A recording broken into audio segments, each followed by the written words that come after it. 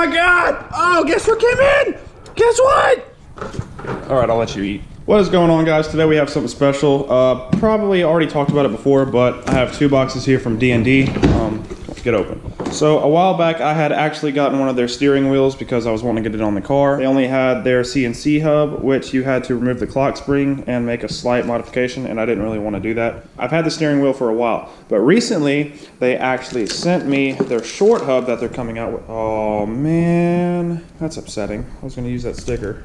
Anyways, recently they sent me their short hub that they're coming out with. To my knowledge, this is like one of 1 or 1 of 2 that they've made so far because they actually sent me their prototype. I told them that I was willing to take anything blemished from them, so if you can see, actually their logo got printed like 1.5 times. So this one technically is blemished, so I got their blemished one because I wanted to have their short hub. So we're going to be putting their short hub on today, and then I also got their breast cancer awareness steering wheel. So they made 200 of these, and I happened to get one because, I mean, why would you not support them? Boobs are awesome. Now I'm going to finish eating my oatmeal, and then we're going to go right outside and attempt to get this steering wheel on. Usually things don't go as planned. Yeah. Yeah. Mushrooms. Here, take them.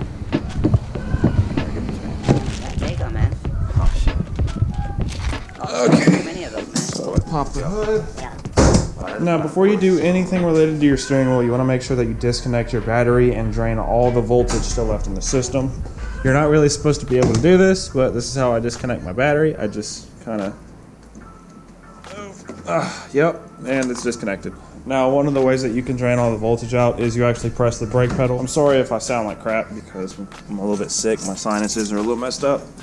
But even when the car is turned off, if you hit your brake pedal, all your brake lights will come on. So that's a good way to get rid of the voltage left in the system. So now we can get started on removing this ugly thing. Actually, what we are going to do is remove this cover right here, this cover right here, and then underneath those 2 covers are some 10mm bolts. You unscrew those, and then you are able to pull out the airbag. Just use a small flathead screwdriver to get these covers out.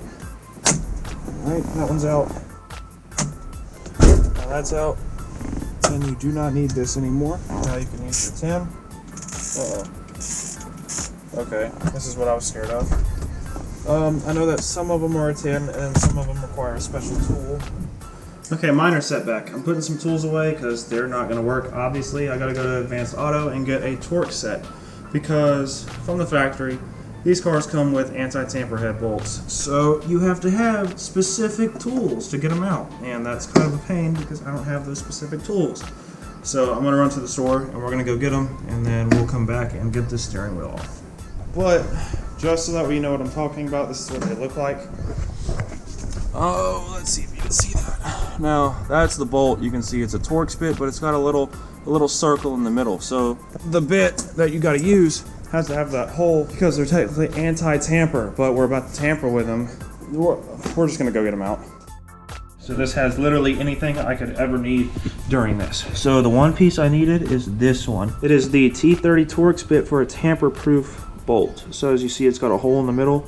That should solve my problem. So now we will go ahead and take the bolts out of each side. Hopefully this works. Boom, awesome.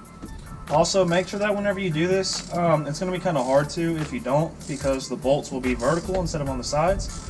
But make sure that you do this with your steering wheel straight, so that way even whenever you put on the hub and your new steering wheel, it's a lot easier to get it, I guess, how you would want it to line up. You know, these bolts are a lot harder to take out than I expected. I thought they would just come out, but nope, they in there.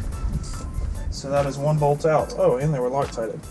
But as you can see up close, that's what it looks like. Gotta have the special bit for it. This one's a lot tougher.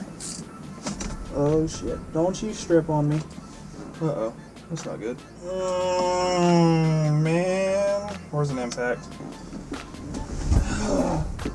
Okay, so the only impact that I have is my 1/2-inch impact. So I'm gonna use some adapters to try and get it to work.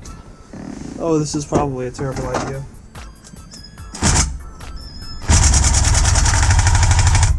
Oh yeah, that's working. Oh no, now it's stripped. Good God. Oh man. I love stuff like this. That one's in there pretty good. This sucks. Look at that. That's delicious, man. No way. Oh, I can't believe I just got that out. Oh, this thing is toast. Oh my god, look at this. I was gonna just get something to hammer into it or hammer onto it, but I kind of decided to just stick it back on there and just press on it as hard as I could. But yeah, GoPros don't focus that well with distance. That's shredded. So now the next step, you should be able to just pull the airbag off and disconnect it. Now this is the part. This is why I said we need to have the battery disconnected. As you see, there's two little black clips right here on each side.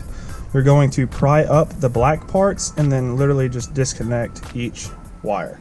I got the airbag disconnected. Now this yellow piece and orange piece, they go directly in here. They pull directly up and out. So on these specifically, on the back side of it right here, you stick a screwdriver underneath and just pry it up and then pick it up out of the airbag itself. Now what we have left is, I'm pretty sure this is for the horn. I don't really know what it's for. I know this is for the airbag. Horn is right here.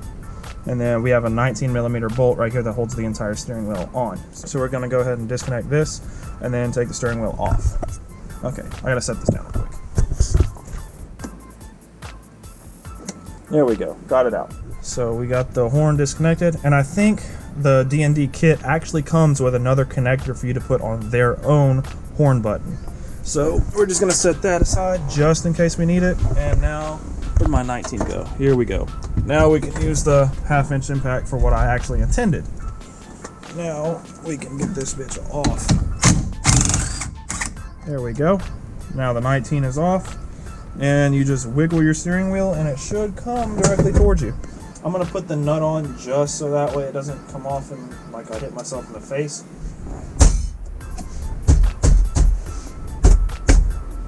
There we go. Alright, that's off. And there's the steering wheel. Make sure you get the wires out of the way whenever you pull it off so that you don't break them. And now you have your 350Z steering wheel off.